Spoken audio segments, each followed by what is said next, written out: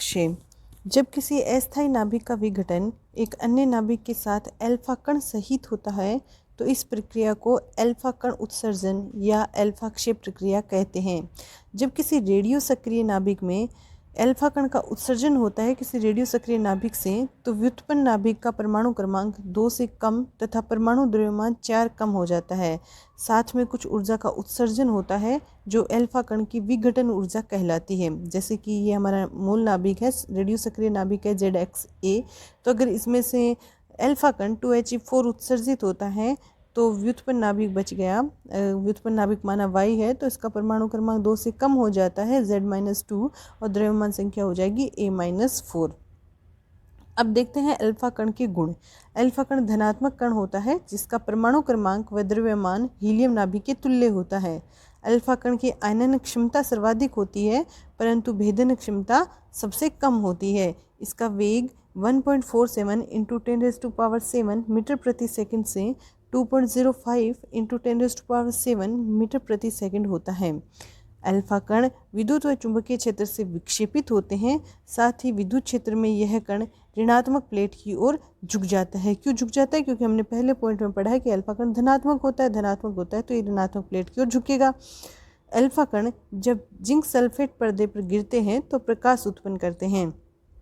Alpha कण की परास 0 degree centigrade व 76 सेंटीमीटर वायुमंडलीय दाब पर 3.4 सेंटीमीटर होती है। ये कॉपर के लिए है। अल्फा कण अभ्रक या स्वर्ण पन्नी से प्रकीर्णित होते हैं। अल्फा कणों का स्पेक्ट्रम रेखीय होता है, इनका रेखीय स्पेक्ट्रम मिलता है। अब देखते हैं अल्फा कण की परास। अल्फा कणों की परास का मापन WH ब्रेग ने किया था। जब अल्फा कण को किसी पदार्थ पर आपतित कराया जाता है तो पदार्थ में वे जितनी गहराई तक पहुंच जाते हैं वह गहराई अल्फा कण की परास कहलाती है। इसे दूसरे शब्दों में इसकी परिभाषा इस तरह से भी दी जा सकती है कि अल्फा कण के किसी पदार्थ पर आपतित होने पर अल्फा कण पदार्थ को जितनी गहराई तक भेदते हैं वह भेदन गहराई अल्फा कण की परास कहलाती है। मतलब पदार्थ में जितने अंदर तक वो जा सकते हैं वो कहलाती है इसे अल्फा कण की परास। इसे इसकी एक और डेफिनेशन दी जा सकती है, बात वही है घूम फिर के, लेकिन इसकी डेफिनेशन 3 तरह से लिखी जा सकती है। तो अल्फा कण की परास की तीसरी डेफिनेशन है वह दूरी जहाँ तक अल्फा कण माध्यम में चलने के पश्चात विराम अवस्था को प्राप्त कर लेता है, अल्फा कणों की परास कहलाती है। अब है विखंडन ऊर्जा या विघटन ऊर्जा Q अल्फा। भारी नाभिक जैसे जिनका द्रव्यमान संख्या 210 से अधिक है के नाभिक स्थायित्व प्राप्त करने हेतु अल्फा क्षय की प्रक्रिया द्वारा स्वतः विघटित होते हैं। अतः जब कोई भारी अस्थायी नाभिक बिना किसी बाह्य कण की बौछार के अल्फा कण उत्सर्जन द्वारा विघटित होता रहता है तो इसे स्वतः विघटन अभिक्रिया कहते हैं तथा नाभिक के क्षय के दौरान प्राप्त अन्य नाभिक व अल्फा कण के साथ उत्सर्जित होने वाली ऊर्जा जिसे निर्मुक्त ऊर्जा कहते हैं उसी को ही विखंडन ऊर्जा भी कहते हैं। जैसे कि हमारा नाभिक है ZXA, इसमें से हीलियम निकलेगा तो ZXA जो मूल नाभिक है रेडियो एक्टिव नाभिक है उसके द्रव्यमान माना mx है, वेग 0 है। तो जो उत्पाद नाभिक है उसका द्रव्यमान my है, वेग vy है तथा हीलियम नाभिक का द्रव्यमान m अल्फा और v अल्फा है तथा उत्सर्जित ऊर्जा क्या है Q। हमें उत्सर्जित ऊर्जा का मान निकालना है। किसी भी नाभिक हेतु विखंडन ऊर्जा या विघटन ऊर्जा उसके उत्पादों की गतिज ऊर्जा व अभिकारकों की गतिज ऊर्जा के अंतर के तुल्य होती है। यहाँ उत्पाद 2 हैं, y और हीलियम। y की वेग है vy और हीलियम का वेग है v अल्फा। तो इनकी गतिज ऊर्जाएं अगर हम लिखें तो Ey और E अल्फा से लिखेंगे और हमारा अभिकारक है उसकी गतिज ऊर्जा कितनी है 0 क्योंकि वेग 0 है। तो Q हो जाएगा E alpha plus Ey minus 0। यहाँ से Q आ गया है Ey plus E alpha. Ey की वैल्यू रख देंगे 1/2 m/vy² प्लस E अल्फा की वैल्यू रख देंगे तो आ जाएगा half m alpha v alpha का होल स्क्वायर। हमारे पास ये आ गई इक्वेशन नंबर 1, विघटन ऊर्जा आ गई है हमारे पास। अर्थात नाभिक क्षय की प्रक्रिया में विखंडन ऊर्जा उत्पाद नाभिक की गतिज ऊर्जा व अल्फा कण की गतिज ऊर्जा के योग के तुल्य होती है। रेखीय संवेग संरक्षण के नियम में देखें तो क्योंकि यहाँ पर हमारा जो अभिकारक है उसका वेग 0 है इसलिए इसका संवेग भी 0 हो जाएगा और उत्पादों के वेग vy व v अल्फा हैं। तो उत्पादों के का संवेग हो जाएगा m/vy plus m alpha v alpha. यहाँ से एम वाई वी वाई आ जाएगा minus M alpha V alpha. यहाँ से वी वाई की वैल्यू निकाल लेंगे और इस वी वाई की वैल्यू को इस इक्वेशन नंबर क्यू वाले इक्वेशन 1 में पुट कर देंगे वी वाई की वैल्यू, तो हमारे पास क्यू आ जाएगा 1/2 एम वाई। यहाँ पर वी वाई स्क्वायर की वैल्यू पुट कर दी है minus M alpha M Y V alpha का whole square plus half M alpha V alpha का होल स्क्वायर। इससे क्या होगा, ये जो हमारी विखंडन ऊर्जा है वो वी एल्फ़ा के पदों में आ जाएगी।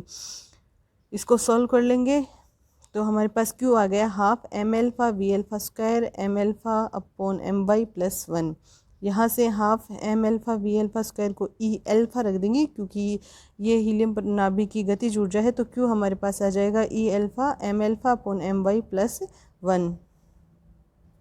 द्रव्यमान संख्या के रूप में विखंडन ऊर्जा निकालना चाहें तो हमें पता है M alpha upon M Y 4/a-4 होगा। तो 4 नंबर और 3 नंबर इक्वेशन से हम M alpha upon M Y की वैल्यू पुट कर देंगे तो हमारे पास आ जाएगा Q E alpha M alpha upon M Y की वैल्यू पुट करेंगे तो 4/a-4 प्लस 1। यहाँ से इसको सॉल्व कर लेंगे तो क्यू आ जाएगा ई एल्फ़ा a/a-4। तो यहाँ से हम विखंडन ऊर्जा का मान निकाल सकते हैं, क्यू का मान निकाल सकते हैं जो होगा ई एल्फ़ा a/a-4। यदि M alpha less than M Y तो M alpha upon m4 10 M Y M alpha upon M Y अगर टेंस टू 0 हो, क्योंकि एम एल्फ़ा एम वाई से बहुत छोटा है तो विखंडन ऊर्जा लगभग ई एल्फ़ा के इक्वल होगी, अल्फ़ा कण की गतिज ऊर्जा के बराबर होगी। अर्थात भारी नाभिकों की विखंडन ऊर्जा का मान अल्फ़ा कण की गतिज ऊर्जा के तुल्य होता है। अब है गाइगर नियम। सन 1910 में गाइगर ने अल्फ़ा कणों की आपेक्षिक गति तथा रेडियो सक्रिय पदार्थों के अल्फ़ा कणों की परास ज्ञात करने हेतु विभिन्न प्रयोग किए, जिनके आधार पर गाइगर ने अल्फ़ा कण की परास व अल्फ़ा कण के प्रारंभिक वेग के मध्य संबंध स्थापित किया, जो गाइगर नियम कहलाता है। गाइगर के अनुसार अल्फ़ा कण की परास उनके प्रारंभिक वेग के घन के समानुपाती होती है, अर्थात अल्फ़ा कण की परास r समानुपाती वी आई का होल क्यूब। अगर यहाँ समानुपाती को हटाएंगे तो एक कांस्टेंट आएगा a, जिसका मान होता है 9.6 × 10⁻⁻34 सेकंड माइनस क्यूब। इसे गाइगर नियम भी कहते हैं। चूँकि अल्फ़ा कण की गतिज ऊर्जा उसके प्रारंभिक वेग के वर्ग के समानुपाती होती है, ई अल्फ़ा होती है half M alpha V alpha square. तो यहाँ से वी आई जो कि अल्फ़ा है, अल्फ़ा की का वेग है ये, तो वी एल्फ़ा स्क्वायर हो जाएगा 2e अपॉन में एम एल्फ़ा। यहाँ से वी एल्फ़ा निकाल सकते हैं 2e अपॉन एम एल्फ़ा की पावर 1/2। इस वी आई की वैल्यू जो वी एल्फ़ा भी है इक्वेशन नंबर 2 से इक्वेशन नंबर 1 में रखेंगे तो हमारे पास आर आ जाएगा ए 2e अपॉन एम एल्फ़ा की पावर 3/2। यहाँ से ई को बाहर ले लेंगे, थोड़ा सा सॉल्व कर लेंगे तो ये ई की पावर आर है वो ई की पावर 3/2 के क्या हो जाएगा, समानुपाती हो जाएगा। समीकरण 3 अल्फ़ा कण की परास व उसकी प्रारंभिक गतिज ऊर्जा के मध्य संबंध को बताता है। जितनी अधिक गतिज ऊर्जा होगी उस अल्फ़ा कण की परास भी उतनी ही अधिक होगी। गाइगर नटल का नियम। सन 1911 में गाइगर तथा उसके साथी नटल ने अल्फ़ा कण उत्सर्जित करने वाले रेडियो सक्रिय पदार्थ के क्षय नियतांक व अल्फ़ा कणों की परास के मध्य एक संबंध स्थापित किया, जो गाइगर नटल नियम कहलाता है। गाइगर नटल के अनुसार अल्फ़ा कण का उत्सर्जन करने वाले रेडियो सक्रिय पदार्थ के क्षय नियतांक के लघुगणक व अल्फ़ा कणों की परास के लघुगणक के मध्य एक रेखिक संबंध log lambda = a log r + b होता है। इसे गाइगर नटल का नियम कहते हैं। log lambda = a log r + b।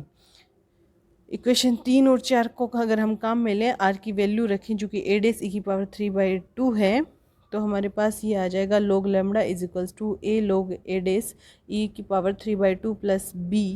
यहाँ से a' और e की पावर 3/2 को अलग कर लेंगे तो log लैम्ब्डा = हो जाएगा 3/2 a log e प्लस में सम कांस्टेंट, तो कांस्टेंट को हमने b' नाम दे दिया, तो log लैम्ब्डा हो जाएगा। अगर 3/2 a को a' लिखें तो a' log e plus b'। यहाँ पर a' है 3/2 a, b' है a log a' plus b। समीकरण 5 ऊर्जा के पदों में गाइगर नटल का नियम कहलाता है, जहाँ a' व b' ऊर्जा मान समीकरण हेतु नियतांक हैं। इक्वेशन 4 से log लैम्ब्डा और log r के बीच में अगर ग्राफ प्लॉट किए जाएं तो ग्राफ कुछ इस तरह से प्राप्त होते हैं, जिसमें ऊपर वाला ग्राफ यूरेनियम श्रेणी के लिए बाद में थोरियम श्रेणी और एक्टिनियम श्रेणी के लिए मिलता है लॉग आर और लॉग लैम्ब्डा में ग्राफ। अल्फा कण स्पेक्ट्रम एवं सूक्ष्म संरचनाएं।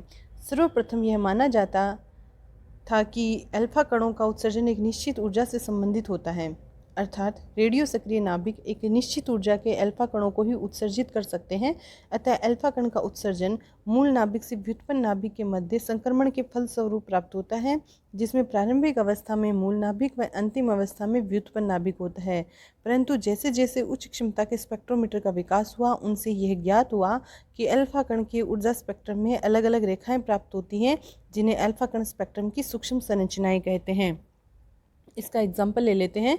जब एक थोरियम नाभिक रेडियम नाभिक में परिवर्तित होता है तो 5 प्रकार के अल्फा कणों का उत्सर्जन होता है। ये 5 प्रकार के अल्फा कण दिखाए गए हैं। रेडियम थोरियम नाभिक में थोरियम नाभिक है वो रेडियम नाभिक में उत्सर्जित हो रहा है, मतलब जो हमारा मूल नाभिक है, सक्रिय नाभिक है, वो है थोरियम और वो उत्सर्जित होके बना रहा है रेडियम। तो उपरोक्त स्पेक्ट्रम में वक्र से स्पष्ट है कि जब थोरियम नाभिक के मूल ऊर्जा स्तरों से रेडियम नाभिक के ऊर्जा स्तर में संक्रमण होता है तो उससे प्राप्त अल्फा कण की ऊर्जा व प्रतिशत मात्रा सर्वाधिक होती है। परंतु जैसे जैसे थोरियम नाभिक के मूल ऊर्जा स्तर से रेडियम नाभिक की विभिन्न उत्तेजित अवस्थाओं में संक्रमण होते हैं तो प्राप्त अल्फा कण की ऊर्जा व प्रतिशत मात्रा कम होती जाती है। यह स्पेक्ट्रम लघु परास के अल्फा कणों का स्पेक्ट्रम कहलाता है, जो रेडियम नाभिक की सूक्ष्म संरचनाओं को प्रदर्शित करता है। अब है लघु परास के लिए अल्फा कणों का स्पेक्ट्रम। इसका एग्जाम्पल ले लेते हैं। जब पोलोनियम नाभिक लेड नाभिक में परिवर्तित होता है तो 3 प्रकार के अल्फा कणों का उत्सर्जन होता है, ये दिए हुए हैं। और अल्फा नोट जो अल्फा कण उत्सर्जित होता है उसमें 71% होते हैं, मतलब इसमें पोलोनियम से जब बनता है लेड तो ये जो तीनों उत्सर्जन है इसमें से अल्फा नोट वाला 71% होता है, अल्फा 1 वाला 28% और अल्फा 2 है वो 1% ऐसी घटना घटित होती है। उपरोक्त स्पेक्ट्रम में वक्र से स्पष्ट है कि पोलोनियम नाभिक के मूल स्तर से लेड नाभिक के मूल ऊर्जा स्तर में संक्रमण के फलस्वरूप कम ऊर्जा के अल्फा कण प्राप्त होते हैं, जिनकी प्रतिशत मात्रा सर्वाधिक होती है।